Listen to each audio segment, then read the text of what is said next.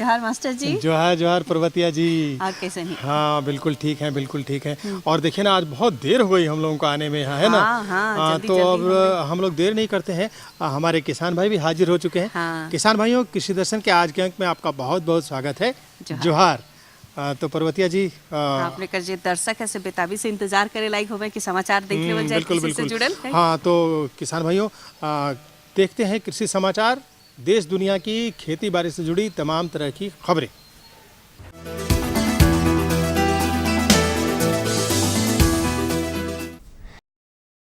नमस्कार, कृषि समाचार में आपका स्वागत है। मैं हूं दीप्ति रेखा। आइए सबसे पहले नजर डालते हैं खास खबर पर। मुर्गी पालन को प्रोत्साहित करने के लिए सरकार द्वारा चलाई जा रही है योजना। किसान बकरी पालन में संकरण तकनीक अपनाकर हो सकते हैं मालामाल। आलू की कोड़ाई के लिए बिरसा पोटैटो डिगर अपनाएं और समय और श्रम दोनों को बचाएं।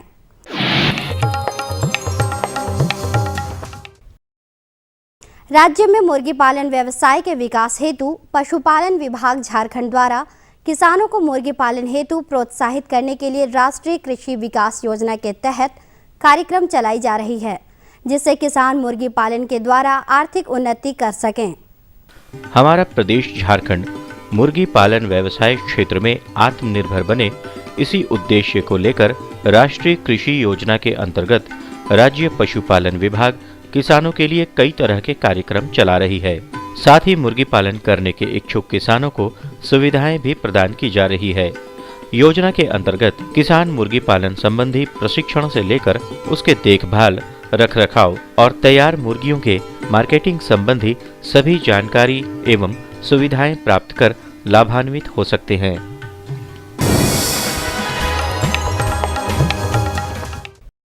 राज्य के किसान कृषि क्षेत्र की नई तकनीकों एवं विधियों की जानकारी और प्रशिक्षण लेना चाहते हैं तो वे हजारीबाग स्थित भूमि संरक्षण अनुसंधान केंद्र डेमोटांड से संपर्क कर सकते हैं। यहां राज्य योजना के तहत समय समय पर प्रशिक्षण कार्यक्रम आयोजित किए जाते हैं। हजारीबाग डेमोटांड स्थित भूमि संरक्षण अनुसंधान केंद्र में राज्य योजना के अंतर्गत कृषि संबंधित प्रशिक्षण कार्यक्रम चलाए जाते हैं। इन प्रशिक्षणों में मुख्यतः वर्मी कंपोस्ट बनाना, श्री विधि द्वारा धान लगाना, फल फूल की खेती, भूमि और जल के संरक्षण संबंधी पशुपालन इत्यादि की जानकारी दी जाती है।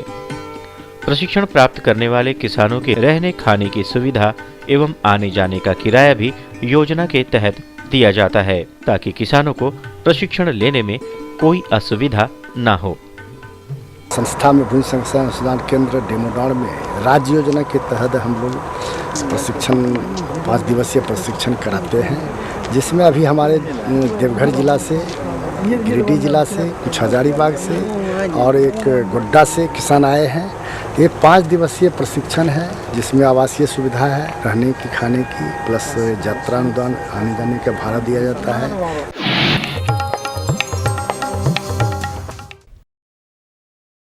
टमाटर की स्वर्ण वैभव और स्वर्ण विजय किस्में तैयार होने के बाद अन्य किस्मों की अपेक्षा ज़्यादा टिकाऊ होते हैं। इन किस्मों की खेती करने से किसानों को बहुत तरह से लाभ होते हैं। स्वर्ण वैभव और स्वर्ण विजय टमाटर की 2 उन्नत किस्में हैं, जिनमें ज्यादा टिकने की क्षमता है। अगर किसान भाई बड़े पैमाने पर टमाटर की खेती करते हैं और चाहते हैं कि दूर स्थित बाजार में उनके उत्पादन को अच्छी कीमत मिले, तो उन्हें इन किस्मों को अपने खेत में लगाना चाहिए।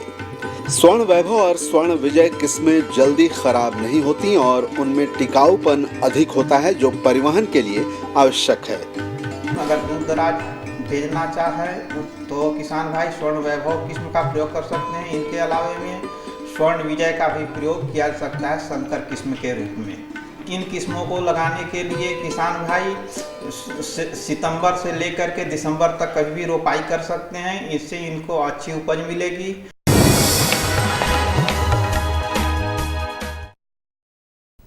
राज्य के किसान आमतौर पर बकरी पालन में कम रुचि रखते हैं, जिसका प्रमुख कारण है बकरी पालन व्यवसाय से कम लाभ प्राप्त होना। संकरण की तकनीक अपनाकर किसान बकरी पालन को अधिक लाभप्रद बना सकते हैं। आइए जानते हैं इस विषय में तकनीक के विषय में। व्यावसायिक तौर पर बकरी पालन करने वाले किसान भाई मुख्यतः ब्लैक बंगाल नस्ल की बकरियों का पारंपरिक रूप से पालन करते हैं। इस नस्ल में मांस काफी कम होता है, जिसका प्रभाव उनकी कीमत पर पड़ता है। इसके लिए संकरण की तकनीक का प्रयोग करके अधिक मांस वाली बकरियां प्राप्त की जा सकती हैं।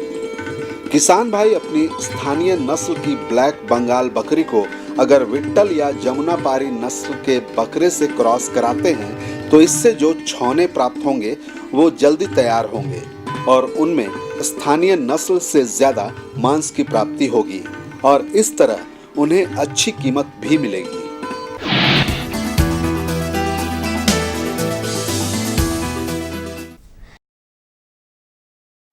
बिरसा पोटैटो डिगर इस उपकरण के उपयोग से आलू की सुरक्षित कोड़ाई की जाती है। साथ ही ये समय और मेहनत दोनों की बचत भी करता है। बिरसा पोटैटो डिगर की सहायता से कम समय और कम मेहनत में आलू की कोड़ाई की जा सकती है। प्रतिदिन लगभग 70 डिसमिल खेत से आलू की कोड़ाई करने में सक्षम बिरसा पोटैटो डिगर कंदों को बिना नुकसान पहुंचाए खेत से निकाल देता है। इस उपकरण को बिरसा कृषि विश्वविद्यालय के अभियंत्रण विभाग से प्राप्त किया जा सकता है।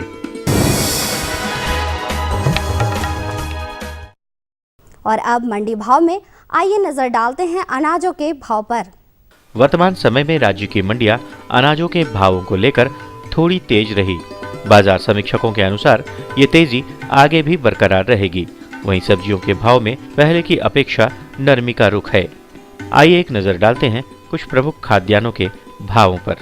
चावल मध्यम न्यूनतम 2200 रुपए, अधिकतम 2300 रुपए। गेहूं न्यूनतम 1300 रुपए, अधिकतम 1400 रुपए। दाल अरहर न्यूनतम 6400 रुपए, अधिकतम 7000 रुपए। वहीं प्याज के मूल्य रहे न्यूनतम 1400 रुपए से लेकर अधिकतम 1500 रुपए। और अब एक नजर राज्य के 4 प्रमुख शहरों के मौसम के मिजाज पर। रांची अधिकतम 21 डिग्री सेल्सियस, न्यूनतम 9 डिग्री सेल्सियस। जमशेदपुर अधिकतम 23 डिग्री सेल्सियस, न्यूनतम 10 डिग्री सेल्सियस। धनबाद अधिकतम 23 डिग्री सेल्सियस, न्यूनतम 11 डिग्री सेल्सियस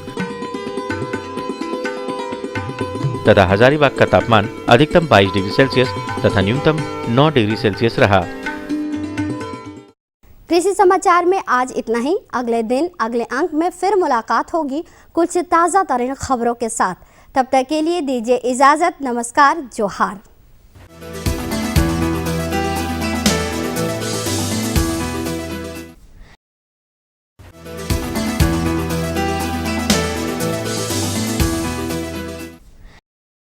ये लो और बताओ। बस। अरे ये क्या भैया जी, बस इतनी सी रासायनिक खाद? किसानी छोड़ रहे हो क्या? किसानी नहीं, नादानी छोड़ रहे हैं। मिट्टी की जांच कराई है। अब तो लालाजी जितनी जरूरत है उतने ही उर्वरक खेत में डालेंगे। हाँ, किसान भाई आज ही अपने जिले की नजदीकी भूमि परीक्षण प्रयोगशाला में मिट्टी की जांच जरूर करवाएं और मिट्टी में पोषक तत्व, नमी व पौधे के विकास को देखते हुए केवल जरूरत के अनुसार ही पोषक तत्व डालें। और हाँ, मिट्टी में गंधक, जस्ता, बोरोन जैसे सूक्ष्म पोषक तत्वों का पता लगाना भी न भूलें।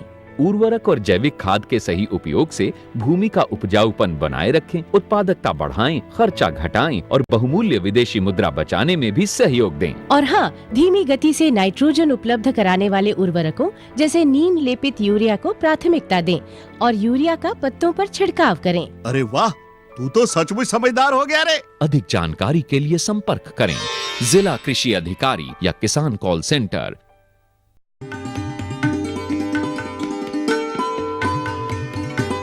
जोहार मास्टर साहब। जोहार टेमन, क्या हाल चाल है? सब ठीक ठाक है। सब ठीक है ना? हाँ। तो किसान भाइयों देखिए, आज तो हमारे जो परतू है, टेमन है, ये भी हाजिर हो गए हैं और हम लोगों ने पर्वतिया जी विराम भी ले लिया है। हाँ। तो अब जानकारियों की बात हम लोग शुरू करें। आगे बढ़े। हाँ। और जब भी मनाया जाए तो संगे संगे अपन अपन सवाल भी लाइन हो। जरूर और बारी है कि पूछ लो, केकर से पहले पूछो। अरे भाई, ये तो बड़ा संकट है, ये लोग दोनों बहुत लड़ाई करते हैं। तो भाई आज कौन शुरू करेगा सवाल? मास्टर जी, आज हमरे पहले से हमरे अथी के लिए डिसाइड कर ली, अथी कर ली कि सबसे पहले आज टेमन ने सवाल पूछे। तो भाई टेमन शुरू हो जाइए। हम ही शुरू कर दें? हाँ, बिल्कुल। अच्छा मास्टर साहब, हम लोग बोलते हैं जल ही जीवन है, जल बचाना है और एक एक बूंद से जिंदगी बच सकता है। बिल्कुल बिल्कुल। तो एक एक बूंद से हम खेती कैसे कर सकते हैं। अच्छा अच्छा, बूंद बूंद खेती, मतलब तुम टपक सिंचाई के बारे में जानना चाहते हो। इसके बारे में ये सवाल भी बहुत अच्छे तरीके से पूछा है। तो किसान भाइयों, आप अगर जानना चाहते हैं कि टपक सिंचाई विधि क्या है, तो इसके बारे में हमें विशेषज्ञ के पास जा कर के जानकारी लेनी होगी। लेकिन आप ये समझ लीजिए कि जैसे हम लोग खेती करते हैं, ढेर सारे पानी सिंचाई में एक साथ लाट कूड़ा से या मोटर से डाल देते हैं, तो जो पानी है उसकी बर्बादी होती है। और हमारा जो पौधा है, अगर उसको हम बूंद बूंद करके थोड़ा थोड़ा पानी देते हैं तो देर तक नमी बनी रहती है, और इससे टेमन बहुत हमारे पौधों को फ़ायदा होता है, बढ़वार भी अच्छी होती है। क्या क्या फ़ायदा होता है, टपक सिंचाई विधि क्या है, कैसे आप इसका प्रयोग करेंगे, इसके बारे में जानकारी लेते हैं विशेषज्ञ से। हमारे कर विशेषज्ञ हैं डॉक्टर BK झा, वो है बतावे सब कुछ और हमरे एकदम ध्यान से उके सुनब। किसान भाइयों नमस्कार। कृषि दर्शन कार्यक्रम में आज हमारे साथ हैं कृषि विशेषज्ञ डॉक्टर बालकृष्ण झा। डॉक्टर साहब, आपको मेरा नमस्कार। किसान भाइयों नमस्कार। डॉक्टर साहब से आज हम जानकारी लेंगे सब्जी फसलों में ड्रिप इरिगेशन के महत्व के विषय में। डॉक्टर साहब, सबसे पहले हम आपसे जानना चाहेंगे कि ड्रिप इरिगेशन क्या है।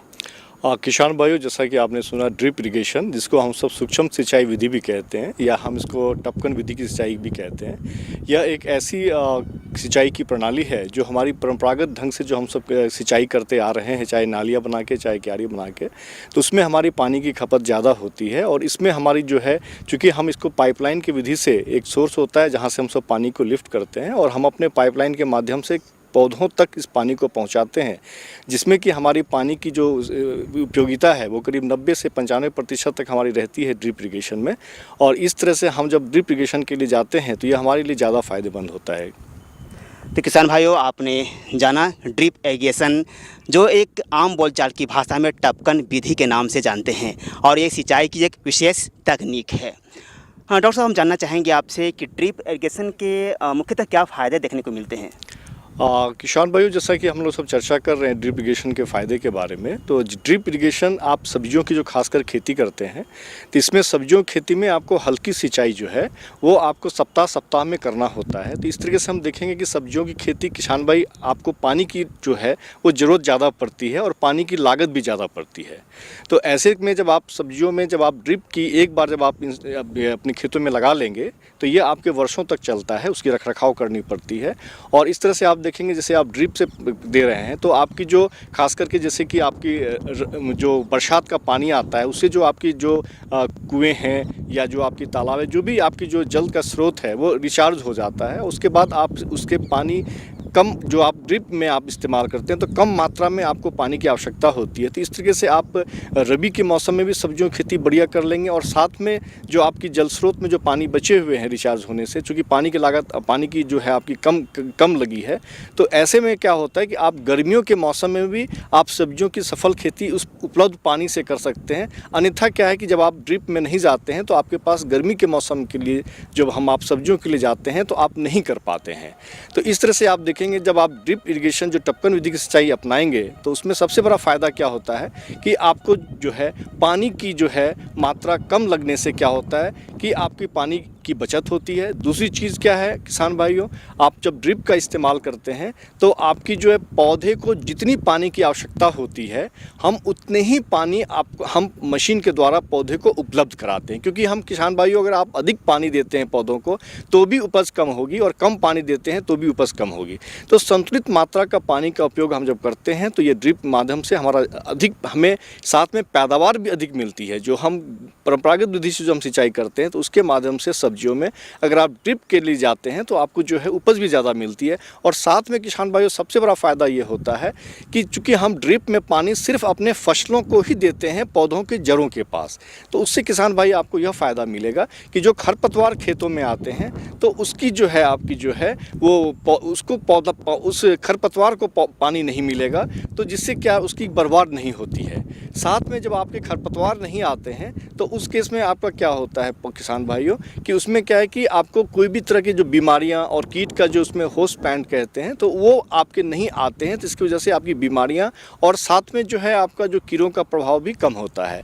चूँकि हम संतुलित मात्रा का प्रयोग करते हैं किसान भाइयों इस टपकन विधि में, तो हमारी पौधों की उपज भी जो है करीब आपका 80 से 90% 100% अधिक हमें मतलब दुगना हमें उसका उपज मिलता है। क्योंकि इसमें हम वैज्ञानिक ढंग से इसमें हम पानी और साथ में ड्रिप के एक चीज़ और फ़ायदे भी है किसान भाई, जो हम खाद देते हैं तो जो खाद जो हम जल में घुलनशील खाद हैं NPK जो हम सब इस्तेमाल करते हैं, तो उसको अगर आप पानी में घोल दें और उसी घोल को हम वेंचुरी के माध्यम से एक इक्विपमेंट होता है तो उस माध्यम से हम पौधों तक हम पानी भी पहुंचा रहे हैं और साथ में हम जो है खाद की भी मात्रा दे रहे हैं। तो इस तरह से अगर हम देखेंगे सब्जियों में तो हमारे जो ड्रिप इरिगेशन है तो उनके जो किसान भैया आप ड्रिप इरिगेशन अपनाते हैं खास करके सब्जियों में, तो आपको बहुत तरह से आपको इस तरह से लाभान्वित होंगे और आपकी जो जीविकोपार्जन है, जो आपकी आमदनी है, वो कोई भी सब्जियों की खेती करेंगे तो आपकी बढ़ोतरी मिलेगी उसमें। बिल्कुल डॉक्टर साहब, सबसे बड़ी फ़ायदा तो ये देखने में आता है कि पौधों को आवश्यकता अनुसार जो है जल मिल पाता है, सिंचाई समुचित मात्रा में हो पाता है। डॉक्टर साहब, हम आपसे जानना चाहेंगे कि कुछ ऐसे किसान हैं जिनके खेत छोटे होते हैं और कई किसान ऐसे हैं जिनके खेत बड़े होते हैं, तो क्या दोनों तरह के खेतों में विधि लाभदायक है? हाँ बिल्कुल किसान भाइयों, ये और अच्छी बात है कि अगर आपके पास अगर छोटी छोटे खेत हैं 2 डेसिमल 3 डेसिमल की खेतें हैं तो उसमें आप इस ड्रिप प्रणाली को, एक प्रकार की प्रणाली होती है जिसमें हम सब ग्रेविटी बेस कहते हैं। कहने का तात्पर्य है कि एक अगर आपकी छोटी खेत का रकबा है तो उसमें आप क्या करें 2 मीटर 3 मीटर 4 मीटर के आसपास में आप एक मचान बना लें और उस पर एक 100 लीटर 200 लीटर 500 लीटर की आप टंकी स्थापित कर लें। तो उसमें कोई तरह की मोटर की आवश्यकता नहीं पड़ेगी, सिर्फ उसमें आपको उस टंकी में पानी भरने की आवश्यकता होती है। तो उसमें आप इसी पाइपलाइन के माध्यम से उसमें नॉब रखें और वो ग्रेविटी बेस से आपकी जो है 1-2 डेसिमल 4 डेसिमल की आपकी वो हो जाएगी। लेकिन जब किसान भाई अगर आपके छोटे छोटे हैं तो उसमें आप यह भी कर सकते हैं कि आप एज ए कोऑपरेटिव सहकारिता के हिसाब से आपस के 4 किसान मिल जाएं और एक ड्रिप जो है वो आपकी जैसे कि 1 डेसिमल है 2 डेसिमल है 1 एकड़ है तो उसमें डिफरेंट हॉर्स पावर की मोटर लगानी पड़ती है। तो अगर आप सामूहिक तौर पर करते हैं किसान भाइयों तो इस तरह से आप एक ड्रिप की जो है आप जैसे 1 एकड़ मॉडल है तो उसमें 4 किसान मिलकर अगर 1 एकड़ हो रहा है तो आप सम्मिलित लगा सकते हैं। और उसमें ऐसा नहीं कि आपको चारों किसान को एक ही खेती करनी है, उसमें आप अलग अलग सब्जियों की भी खेती कर सकते हैं। तो इस तरह से लेकिन आपकी पाइपलाइन की स्ट्रक्चर जो होगी वो चारों किसानों के खेतों में जाएगी।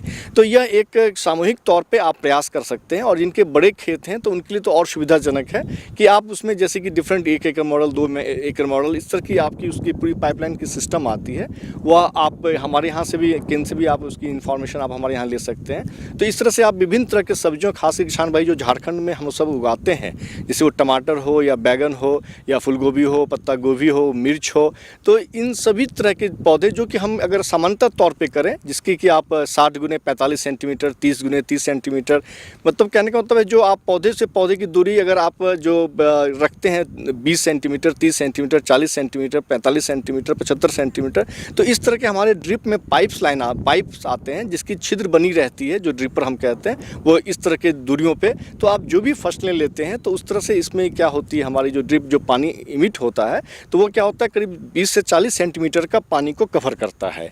तो इस तरीके से इसमें बहुत से ऐसे भी तकनीक आए हुए हैं प्लांटिंग सिस्टम के, जैसे कि रेक्टेंगुलर सिस्टम जो आप देख रहे हैं या फिर ट्रायंगुलेटेड पेयर सिस्टम, जिसमें प्रति इकाई हम ज़्यादा पौधे को हम एकोमोडेट करते हैं ताकि हमारी जो उपज जो है अधिक मिलती है और जो भी पानी हम ड्रिप के माध्यम से दे रहे हैं तो वो हमें ज़्यादा उसमें फ़ायदा मिलता है। डॉक्टर साहब, हम उम्मीद करते हैं कि हमारे किसान भाई ड्रिप इरिगेशन से लाभ उठाएंगे। आपने सब्जियों में ड्रिप इरिगेशन के महत्व से संबंधित बहुत ही अच्छी जानकारी दी, इसके लिए आपको बहुत बहुत धन्यवाद। नमस्कार। नमस्कार किसान भाई। अम्मा खाना दे दो ना। सबर कर गोलू, अभी दाल नहीं गली है। तू फिक्र ना कर गोलू की अम्मा, अब की बार अपनी दाल खूब गलेगी। क्या मतलब जी? अब की बार NFSM के तहत दाल की पैदावार को बढ़ाने के तरीकों को दिखाने के लिए देश में 1000 क्षेत्र चुने गए हैं, जिसमें हमारा इलाका भी आ गया है। पर इससे हमें क्या फायदा? हमें 5 एकड़ खेती के लिए खाद और कीटनाशक के अलावा बढ़िया बीजों की एक मिनी किट भी मिलेगी। इतनी दाल का करेंगे क्या जी? अरे भगवान, सरकार ने दलहन का समर्थन मूल्य भी खूब बढ़ा दिया है और इनकी खरीद का भी पूरा इंतजाम कर लिया है। इससे आमदनी बढ़ेगी और फिर हमारा गोलू अच्छे स्कूल में जाकर के कृषि वैज्ञानिक बनेगा। हाँ।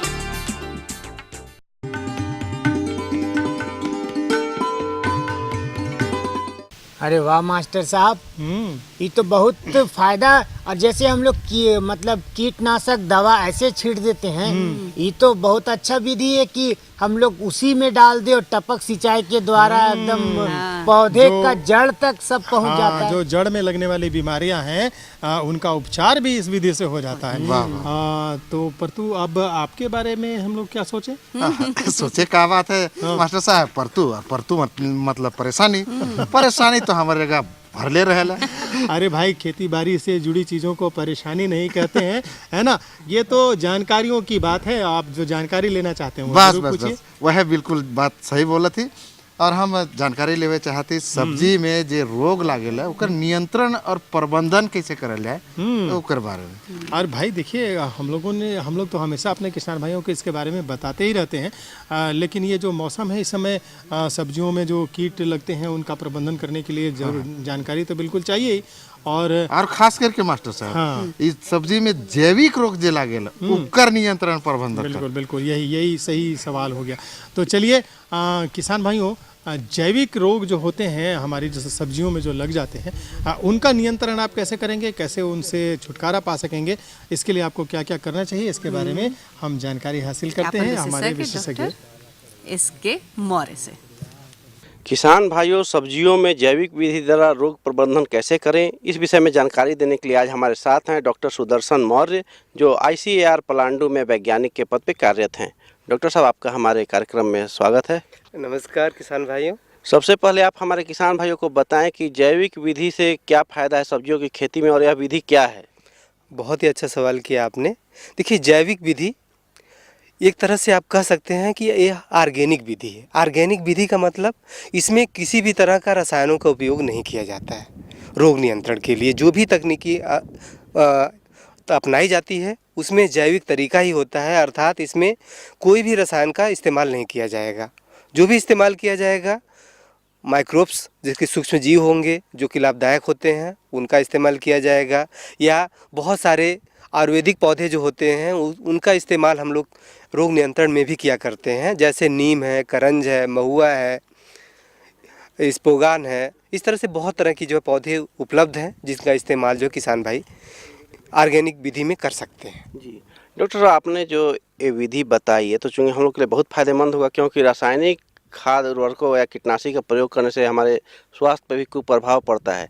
तो यह जो जैविक कीटनाशी या जैविक रोग प्रबंधन है सब्जियों में, वो कितने प्रकार की होती है? हाँ देखिए, बहुत ही अच्छा सवाल किया आपने कि जैविक विधि कितने तरह की होती है। जैविक विधि देखिए दो तरह से की जाती है। एक तो जो है बोटेनिकल होता है, जो कि पौधों द्वारा बनाए गए दवाएँ होती हैं, और दूसरा होता है माइक्रोब्स के द्वारा बनाई गई दवाएं। अब पौधों द्वारा बनाई गई दवाएं जैसे नीम का तेल इस्तेमाल करते हैं हम लोग रोग नियंत्रण के लिए, साथ ही साथ नीम की खली इस्तेमाल करते हैं। नीम का बीज को जो है पानी के साथ घोल लेते हैं, पानी को में रख के 24 थोड़ा उसको पाउडर फॉर्म में बना लेते हैं, उसको 24 घंटे के लिए छोड़ देते हैं।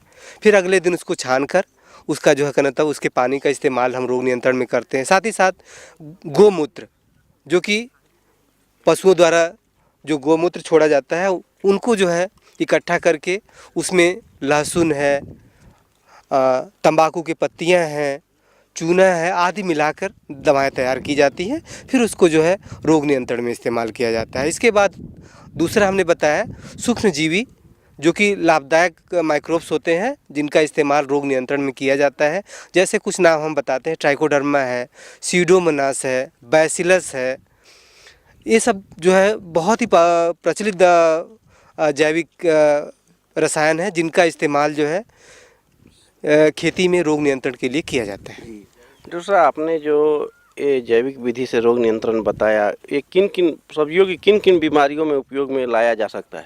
हाँ देखिए, ये जो जैविक तरीका है आप नर्सरी से लेकर खड़ी फसल में किसी भी अवस्था में इसका इस्तेमाल कर सकते हैं। जैसे किसान भाई यदि नर्सरी डालने जा रहे हैं तो पौध में कुछ बीमारियां लगती हैं, जिनमें पौध सड़न बीमारी है, पत्तियों में जो है झुलसा की बीमारी है, या तना में जो है वाइट राट सफ़ेद जो है तब सड़न होने लगता है, या कभी कभी जो है पौधा उकट जाता है।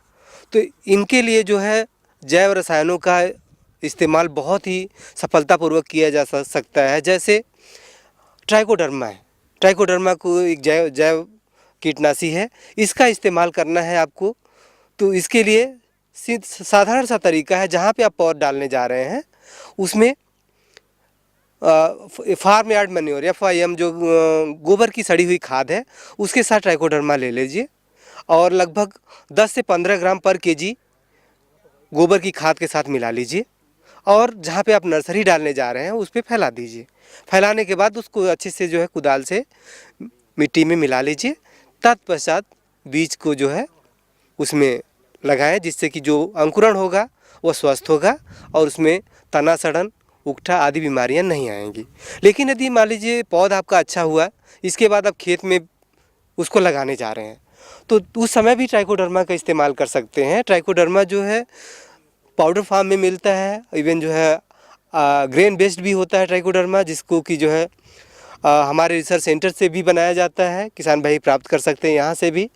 और इस ट्राइकोडर्मा को लेकर जहाँ पे भी पौध लगाने जा रहे हैं वहाँ पे FYM और वर्मी कंपोस्ट के साथ मिलाकर उसको पौध लगाने की जगह पे डाल के तब पौध लगाएं, तो पौध आपका स्वस्थ होगा, जैसा कि आप देख रहे हैं। जी डॉक्टर साहब, हम लोग देख रहे हैं कि यहाँ पे आपने बताया था कि ये जैविक विधि से खेती की हुई है बंधा गोभी की, बहुत ही अच्छा उत्पादन भी हुआ है इसका। तो इसका इस्तेमाल हमारे किसान भाई कैसे करेंगे और इसे कहाँ से प्राप्त करेंगे जैविक रसायन? हाँ देखिए, ये जैविक रसायनों की उपलब्धता ये बहुत ही अच्छी आपने सवाल पूछा आपने, क्योंकि जैविक अच्छे किस्म का जो है जैविक रसायन या कीटनाशी उपलब्ध किसान भाइयों को हो, इसलिए जो है मतलब ये समझ लीजिए कि जो है अच्छे जगह से आपको प्राप्त करना ज़रूरी है। जैसे हमारे यहाँ हम लोग जो है ट्राइकोडर्मा बनाते हैं यहाँ पे, जिसको कि जो है किसान भाइयों को भी हम लोगों ने कुछ तरीके बनाए हैं जिससे कि किसान भाई जो उसको अपने घरों पे भी उसको जो है मल्टीप्लाई कर सकते हैं। साथ ही साथ आप मार्केट में भी आप जाएं तो कुछ बातों को ध्यान में रख कर ही जैव रसायनों का चुनाव करें। जैसे आप किसी दुकान से जाते हैं आप लेने के लिए, तो आप देखिए उसमें कि उसका एक्सपायर डेट कब है। कम से कम 3 से 4 महीने पुराना यदि ट्राइकोडर्मा है तो उसको आप न लीजिए। 2 से 2.5 महीने 3 महीने तक इसकी सेल्फ लाइफ अच्छी होती है। तो ऐसे जैव नाशी कीटनाशकों का इस्तेमाल खेत में यदि आप करेंगे तो उससे जो है ज़्यादा से ज़्यादा आपको रोग से बचाने की क्षमता उसमें भी होती है और रोग का नियंत्रण भी कर सकते हैं। और यदि मान लीजिए हम लोग से रसायन प्राप्त करते हैं ट्राइकोडर्मा, तो हमारे यहाँ तो एवरी 15 डेज 20 डेज पे नए बैच आते हैं ट्राइकोडर्मा के, तो उसको आप ले सकते हैं। उसमें जो है उसकी गुणवत्ता अच्छी होगी और उससे रोग नियंत्रण की क्षमता भी ज़्यादा होगी। जी, तो किसान भाइयों, डॉक्टर साहब ने जैविक विधि से सब्जी वाली फसलों में रोग नियंत्रण के बारे में विस्तार से जानकारी दी। उम्मीद है आप इनके सुझावों से लाभ उठाएंगे। डॉक्टर साहब, आप हमारे कार्यक्रम में आए और इतनी अच्छी जानकारी दी, इसके लिए आपका बहुत बहुत धन्यवाद। और किसान भाइयों, आपको भी नमस्कार। धन्यवाद। वाह दीदी, ये तो बहुत अच्छा रहलक और बहुत ही अच्छा जानकारी दिले डॉक्टर SK मौर्य जी। उनके हमरे धन्यवाद देवे चाहब किसान भाई मन बट से। और हमरे किसान भाई मन ई कार्यक्रम के देख के बहुत सा जानकारी ले ले हवे और अच्छा से अच्छा खेती करे की कोशिश करबे। अरे भाई, पर तू इसी के लिए तो कृषि दर्शन का अंक हाजिर होता है हर बार। लेकिन किसान भाइयों, इस अंक को हम और बेहतर बना सकते हैं, अच्छा बना सकते हैं तब जब आप अपनी बात भी हम तक पहुंचाए। बिल्कुल बिल्कुल। और इकर ले अपने मन के खत लिखे को हुई और खत लिखे के लिए हमरे कर पता और इनके नोट करे को हुई और पता बतावे हमरे कर दीदी। हाँ, हमरे कर पता है कार्यक्रम कृषि दर्शन, कृषि प्रकोष्ठ, द्वारा केंद्र निदेशक, दूरदर्शन केंद्र, रातू रोड, रांची। पिन संख्या 834001। एकदम आसान है। हाँ, बिल्कुल बिल्कुल। तो कोनो दिक्कत नहीं। तो किसान भाइयों, हमें रहेगा आपके खतों का इंतजार और हमें अब यहीं पर अनुमति दीजिए। हम फिर से मिलेंगे कृषि दर्शन के नए अंक में नई जानकारियों के साथ। तब तक के लिए जोहार।